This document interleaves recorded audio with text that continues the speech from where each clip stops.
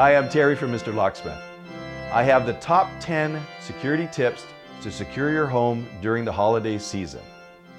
One of the first things you should do is lock your doors. Lock your doors, lock your windows, lock your patio doors, lock your car. Just lock it.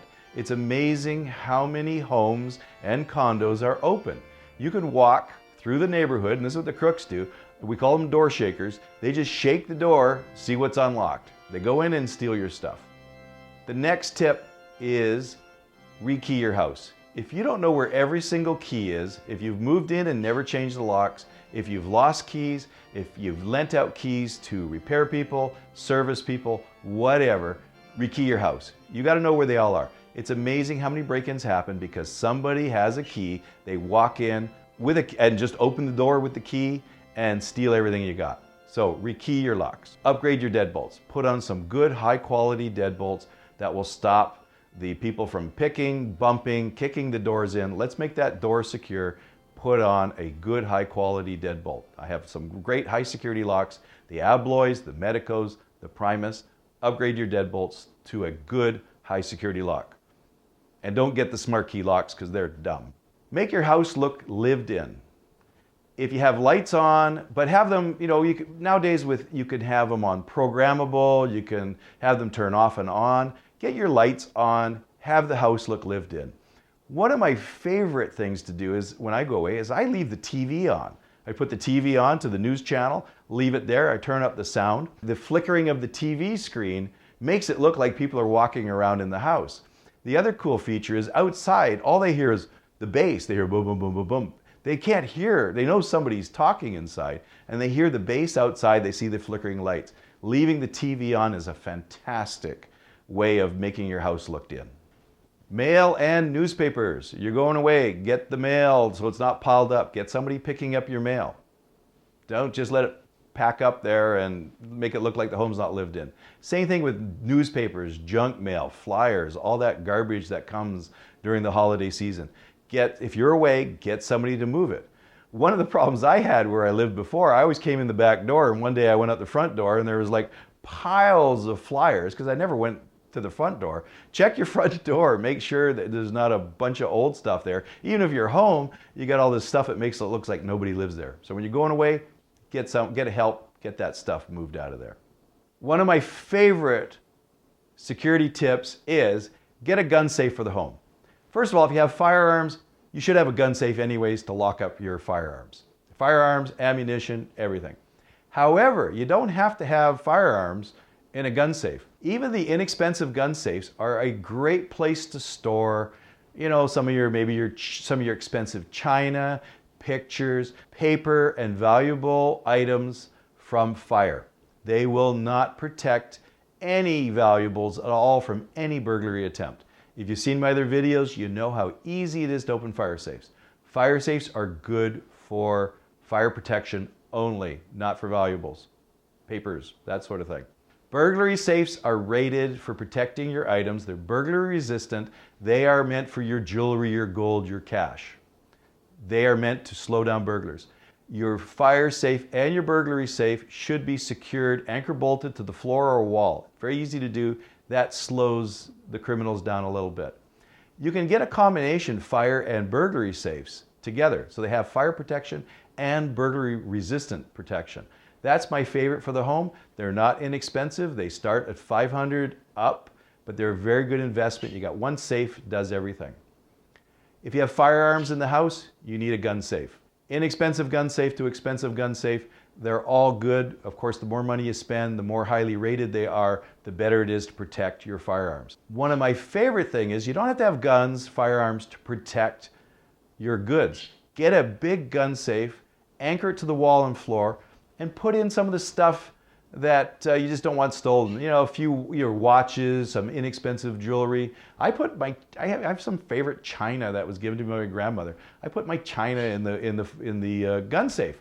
It's big, it's got a lot of space. I put my cameras in there. Yes, they should go in the fire safe, but half the time, no, it's not going in. So what I do is I put my cameras, my camera gear, some bits and pieces, some of my favorite stuff is in my gun safe. Alarm systems. The days are now gone when a sticker on your door will stop them from busting in. Have a good quality alarm system, but realize the limitations.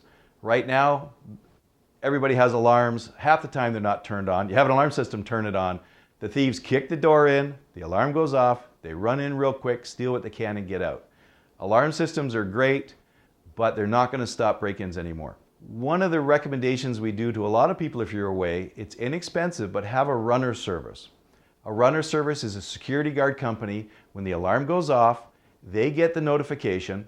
Forget the police showing up. I don't know what city you live in. The police never show up to home alarms, especially around the holiday season. It's a low priority if they even show up. So if you're really concerned, have the alarm will go off, the runner service will show up. Then if the runner service sees that there's a break-in, they will call the police, and they will also, you have an arrangement to secure your property if it was busted into. But again, alarm systems are great, they're inexpensive. Monitored systems are getting less expensive. And there's even systems now that go right to your smartphone. So you get a break-in, your smartphone will go off. Which takes me to the next point. I love cameras. You can put cameras inside your house now. Cameras are not going to prevent crime, but they do aid the police in identifying who went in. And if they can look at the video and see who's been in there, then they can usually piece it together with other break-ins in the area. Burglars and criminals don't get caught until their 27th break-in. So they're doing break-in, and the statistics show they get caught about every 27th break-in. So they've had a good free-for-all for a long time. So when you have some video evidence, it can help. Also, it's amazing when you have break-ins and you see it's a relative or a neighbor. That's always kind of amazing when you see that. So cameras are great to have. And again, you can monitor these from your smartphone. If your Christmas tree is visible from outside because you're showing off the lights, whatever, don't have gifts under the Christmas tree. A lot of people that come home after shopping or out at a party, and every gift under the tree is stolen. You can see it from the street. You can see inside. They got the lights on, they got everything. It looks like nobody's home. There's all the gifts. They go in there and steal the gifts. Don't have your Christmas gifts visible under the tree from outside. Common sense there. This helps a little bit before Christmas, but especially after Christmas or Boxing Day in Canada. Don't put the empty boxes outside on the street. You got the new TV set, got the new home theater system, got whatever. Don't put the boxes on the street. Flatten them, cut them, turn them inside out. Don't make it look like you got that brand new super duper 4K TV set and there's the empty box sitting on the street. Don't put your empty boxes showing what you got on the street. Facebook and social media. Don't post, we're going away to Hawaii on vacation on your Facebook. You have friends and they may have shady friends and people know you're going away. They know you're away for a month. They got a long time to plan to get your house. Yeah, I know it's tough. We like to post things, but be aware other people will now know your house is empty. One of the basics that nobody does anymore, and it's a real help to the police when they recover your stolen goods, is engrave your information on everything you own. Put your name, put your phone number, and the one thing that the police love is you put your driver's license number. Put your state or province, put your driver's license number on your items that you own.